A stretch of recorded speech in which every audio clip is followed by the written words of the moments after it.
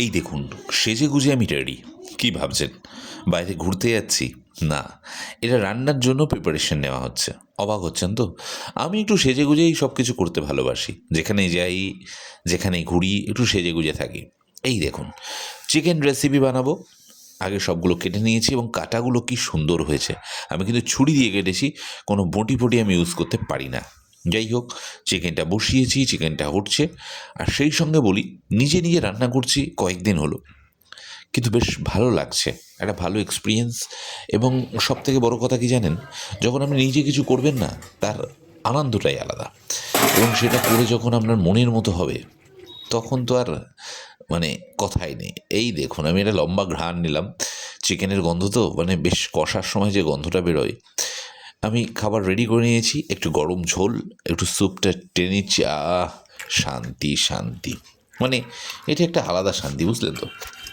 যাই হোক, সবাই ভালো থাকবেন। সব থেকে বড় ব্যাপার কি জানেন, চলুন। যখন নিজে কিছু করবেন, যা কিছু হোক, আমি বলবো যেটা আপনি নিজে করছেন, সেটা সাইকেল চালানো শেখা হতে পারে, সাঁতার হতে পারে, রান্না হতে পারে, কাজ হতে পারে, চাকরি হতে পারে, ব্যবসা হতে পারে, কিছু হতে পারে। It's your achievement. আমি যেটা নিজে বানালাম,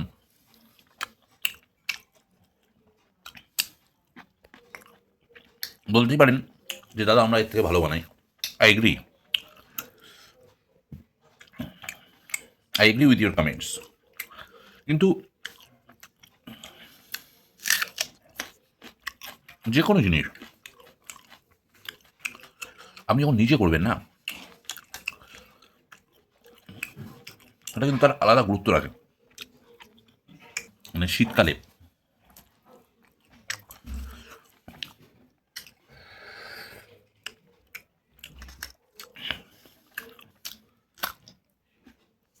সব থেকে ভালো লাগে মাংসের, চিকেনের এই জিনিসটা, আলু।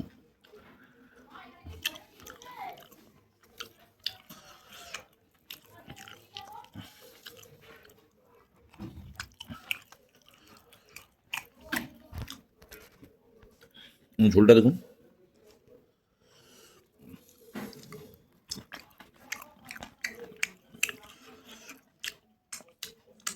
Two good.